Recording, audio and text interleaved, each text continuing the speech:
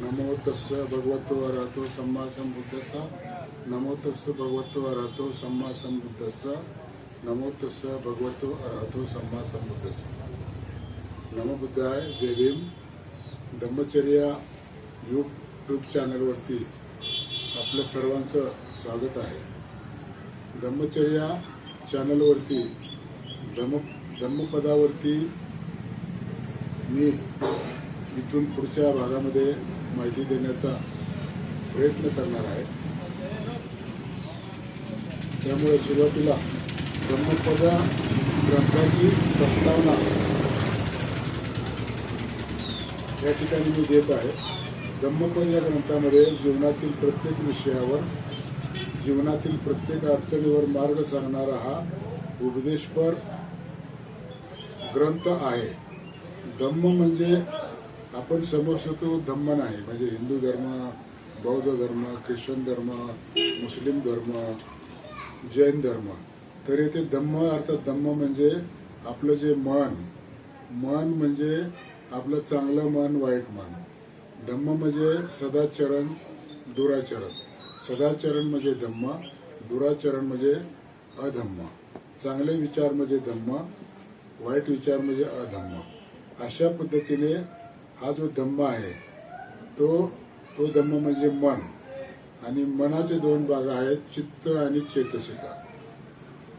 यालाच धम्म असे म्हणतात। या मनाच्या विविध स्वभावांचे एकत्रीकरण म्हणजे धम्मपद आहे। धम्मपद हा त्रिपिटक साहित्यामधील सुत्तपिटकाच्या कुद्दक निकायातील 19 ग्रंथापैकी एक प्रमुख ग्रंथ म्हणजे धम्मपद ग्रंथ आहे। धम्मपद ग्रंथामध्ये एकूण 26 वग्ग म्हणजे 26 भाग आहेत। वेगवेगळ्या विषयावरचे एकाच भागामध्ये आलेली विविध धम्मपद म्हणजे एक वग्ग। जसं सुरुवातीचा यमक वग्ग आहे, यमक वग्गामध्ये जोडी आहे। एका विषयावरती 2 धम्मपद, अशा पद्धतीच्या जोडीला यमक वग्ग म्हटलं। त्याच्या पुढचा जो वग्ग आहे तो अपमाद वग्ग, म्हणजे माइंडफुलनेस किंवा जागरूक राहणं, सती संपजन्य राहणं, हा अपमाद वग्ग आहे। अशा पद्धतीचे एकूण 26 वग्ग या धम्मपदामध्ये आहेत। आणि या 26 वग्गामध्ये एकूण 423 धम्मपद गाथा आहेत। भगवान बुद्धाने एखाद्या प्रसंगास अनुसरून वेळोवेळी गद्य किंवा पद्य स्वरूपात उपदेश केला आहे। कमळाच्या सुगंधाप्रमाणे भगवान बुद्धांचे धम्मपदातील उपदेश आहेत। धम्मपदातील गाथा या पद्य प्रकाराच्या म्हणजे कविता स्वरूपातील आहेत। त्यामुळे धम्मपद गेय साहित्य प्रकारामध्ये मोडते। धम्मपदातील गाथा या कविता स्वरूपात चाल लावून देखील गाता येतात। धम्मपदातील गाथांचे सामूहिक गायन होते, त्याला संगायन असे म्हणतात। शाक्यमुनी सिद्धार्थ गौतम बुद्ध हे वयाच्या 35व्या वर्षी बोधगया येथे बोधिवृक्षाखाली सम्यक संबुद्ध झाले। सम्यक संबुद्ध होणे म्हणजे विश्वाचे 3 लोकाचे परिपूर्ण ज्ञान होणे म्हणजे सम्यक संबुद्ध होणे असे आहे। शाक्यमुनी सिद्धार्थ गौतम बुद्ध झाल्यानंतर त्याने आपल्या वयाच्या 80व्या वर्षी महापरिनिब्बाण घेईपर्यंत, म्हणजे शाक्यमुनी सिद्धार्थ गौतम हे वयाच्या 35व्या वर्षी सम्यक संबुद्ध झाले आणि त्यांचं महापरिनिब्बाण त्यांच्या वयाच्या 80व्या वर्षी झालं। या 45 वर्षाच्या कालखंडात भगवान बुद्धांनी सतत फिरून लोकांना आपल्या धम्माचा लोकांच्या बोलीभाषेत उपदेश केला होता। ती बोलीभाषा म्हणजे त्या काळातील पाली भाषा होती। आणि त्या पाली भाषेमध्ये भगवान बुद्धांनी जो उपदेश केला त्या उपदेशातील त्रिपिटक साहित्यातील सुत्तपिटकातील 19 ग्रंथातील धम्मपद हा एक ग्रंथ आहे। आणि भगवान बुद्ध ज्यावेळेला त्या काळामध्ये फक्त पाठीच्या वेळी 45 मिनिटं आराम करत असत, उरलेल्या वेळात सकाळी भिक्षाटन करून लोकांना त्यांची मनस्थिती व त्याचे आकलन करून त्यांची शक्ती पाहून उपदेश करीत असत. दुपारी संध्याकाळी देखील ते लोकांना धम्माचा उपदेश करीत असत. रात्रीच्या वेळी स्वर्गातील देवता भगवान बुद्धांच्याकडे मार्गदर्शनासाठी येत असत. या ठिकाणी स्वर्गातील देवता भगवान बुद्धाकडे मार्गदर्शन देण्यासाठी येत असत. हा जो संदर्भ किंवा हे जे मी वाक्य वापरलेलं आहे त्या वाक्याच्या स्पष्टार्थ डॉक्टर बाबासाहेब आंबेडकरांनी क्रांती आणि प्रतिक्रांती हा जो त्यांचा ग्रंथ लिहिलेला आहे त्या ग्रंथातील डॉक्टर बाबासाहेब आंबेडकरांनी भगवान बुद्धांच्याकडे कोण लोक येत असत त्याच्यामध्ये हा उल्लेख सापडतो की भगवान बुद्धांच्याकडे रात्रीच्या वेळी देवता या भगवान बुद्धांचं मार्गदर्शन देण्यासाठी येत असत. त्याचं दुसरं एक उत्तम उदाहरण आहे. आपण आपल्या बौद्ध धर्माच्या विविध कार्यक्रमामध्ये ज्याचं उदाहरण देत असतो किंवा ज्याचा संदर्भ घेत असतो किंवा ज्या सूक्ताचा आपण पठण करत असतो ते सूक्त म्हणजे महामंगल सूक्त. त्या महामंगल सूक्तामध्ये सुरुवातीलाच असं म्हटलेलं आहे, एवं मे सुतं एकं समयं भगवा सावतीय विहरती अनाथ पिंडिकस्य जेतवने आरामे अतको अय्यतारा देवता अभिकंताय कन्नावन्ना. म्हणजे अशी कोणतरी एक देवता आकाशातून आली आणि ती भगवान बुद्धांच्या जवळ बसून भगवान बुद्धांना तिने विचारलं की मनुष्याच्या मंगल्याचे कोणते 40 गोष्टी आहेत त्या सांगा. आणि भगवान बुद्धांनी ज्या 40 गोष्टी सांगितल्या त्या महामंगल सूक्तामध्ये आहेत. अशा पद्धतीने एकदा भगवान बुद्धाने एका ब्राह्मणाने प्रश्न विचारला, आपण जेव्हा धम्माचा उपदेश करीत असता तेव्हा तुमच्या मुखातून कमळाचा सुगंध निघतो, तो दरवळत असतो, याचे कारण काय आहे?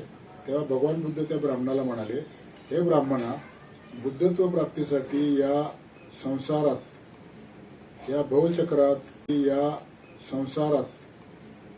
भवचक्रात केवळ एक पाप सोडून सर्व प्रकारचे पाप पुण्य करणे जरुरीचे असते. हे पाप कोणते आहे ते तुला माहीत आहे का? असं बुद्धाने ब्राह्मणाला विचारले. त्यावर तो ब्राह्मण म्हणाला, याची मला माहिती नाही. त्यावर भगवान बुद्ध म्हणाले, हे पाप आहे खोटे व असत्य बोलणे. खोटे व असत्य बोलणे हे असे पाप आहे ज्याच्या गर्भात सर्व पापे लपलेले असतात. या जगातील कोणीही व्यक्ती केव्हा तरी कोणत्या तरी वेळी कोणत्या तरी प्रसंगी कोणासोबत तरी कुठेही लहान मोठे पापकर्म करू शकतो आणि ते केलेले पापकर्म आपण इतरांना सांगत नाही, त्यालाच खोटे बोलणे म्हणतात. किंवा आपण जे खरे नाही ते सांगतो त्यालाच पापकर्म म्हणतात. म्हणून बोधिसत्व म्हणून मी जन्म घेतल्यापासून मी कधीही असत्य वा खोटे बोललेलो नाही आणि याच शक्तीमुळे माझ्या मुखातून कमळाचा सुगंध येतो. धम्मपदातील प्रत्येक गाथा ही कोणत्या ना कोणत्या प्रसंगाशी निगडीत आहे. त्या प्रसंगाची कथा सांगितल्यानंतर भगवान बुद्धांच्या मुखातून गाथेच्या स्वरूपात त्यावेळी जी बुद्धवचने बाहेर पडली होती तीच ही धम्मपदे आहेत. जेव्हा तुम्ही कधी उदास निराश असाल, तुम्हाला कधी मार्ग सापडत नसेल, तुमची द्विधा मनस्थिती असेल, तुम्ही दुःखी असाल, तेव्हा तुम्ही धम्मपदाचे पुस्तक हातात घ्या, त्याची पान उघडा, त्यातील कोणत्याही एका धम्मपदावर तुमची नजर जाईल, ते धम्मपद वाचा, तुमचे मन शांत होईल, तुम्हाला मार्ग सापडेल. भगवान बुद्धांच्या वचनाचा अनोख संग्रह असलेला हा धम्मपद ग्रंथ समस्त मानवांसाठी अतिशय उपयुक्त आहे. जीवनाच्या प्रत्येक टप्प्यावर मार्गदर्शक आहे. धम्मपद हा असा एकमेव ग्रंथ आहे ज्याचे जगातील सर्व भाषांमध्ये अनुवाद झालेला आहे. धम्मपदामध्ये या जगातील काही विद्वानांची मते मी आपणासमोर मांडण्याचा प्रयत्न करत आहे. धम्मपदाचा इंग्रजीमध्ये अनुवाद करणारे विद्वान अल्बर्ट जे ॲडव्हॅन्ट असे म्हणतात की धम्मपद हा आशिया खंडातील अविनाशी ग्रंथ आहे. म्हणजे कधीच तो संपणार नाही, कधीच त्याचा नाश होणार नाही. तो सतत लोकांच्याकडून त्याचं वाचन केलं जाईल, मनन केलं जाईल आणि त्यानुसार त्याचं आचरण होईल. दुसरे महापंडित राहुल सांस्कृत्यान म्हणतात, भगवान बुद्धांच्या कल्याणकारी उपदेशाचा एकत्रित संग्रह म्हणजे धम्मपद आहे.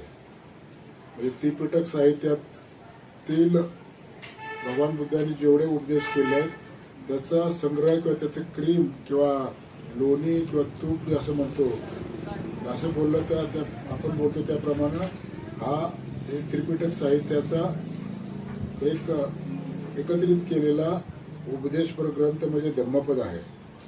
डॉक्टर बदंत आनंद कौशल्यान म्हणतात, डॉक्टर बदंत आनंद कौशल्यान लिहितात की ते दीक्षित होण्यापूर्वी सत्यदेव प्रारिवाचक नावाच्या प्रसिद्ध संन्याशाकडून असे ऐकले होते की जर तुम्हाला कधी अशी इच्छा निर्माण झाली की आपणाला नैतिक मार्गदर्शन करणारा ग्रंथ हवा आहे तर जगातील पुस्तक भांडारातून धम्मपदापेक्षा श्रेष्ठ असा दुसरा कोणताही ग्रंथ तुम्हाला मिळणार नाही. Dhammapada is a treasure of truth. Dhammapada हा सत्याचा अनमोल खजिना आहे. असा धम्मपद ग्रंथ म्हणूनच जगातील चीन, Burma, Cambodia, Thailand, Laos, Sri Lanka आदी देशामध्ये मोठ्या प्रमाणात या ग्रंथाचे संगायन केले जाते, त्याचे पारायण केले जाते. आपल्या भाषेमध्ये त्या धम्मपदाच्या वरती मोठ्या प्रमाणात अभ्यास सुरू आहे. समाजात माणसात जी द्वेषाची मत्सराची आग लागलेली आहे ती शांत करण्यासाठी बुद्ध उपदेशाहून जगामध्ये अन्य कोणतेही औषध नाही. या बुद्ध उपदेशातील धम्मपद हा एकमेव ग्रंथ आहे आणि अशा धम्मपद ग्रंथाचं या ठिकाणी पुढील वग्गामध्ये पहिल्यांदा मी यमक वग्गाच्या गाथा घेणार आहे आणि त्या गाथांच्या विषयी माहिती आणि त्याविषयीच्या असलेल्या कथा सांगण्याचा प्रयत्न करणार आहे. आजच्या घडीला धम्मपदाचा हा थोडक्यात सांगितलेला उपदेशपर माहिती आहे. त्यामुळे सर्वांनी धम्मपद ग्रंथ किंवा धम्मपद वाचण्यासाठी घ्यावी अशी या प्रसंगी विनंती करतो. जय भीम. नमो बुद्धाय.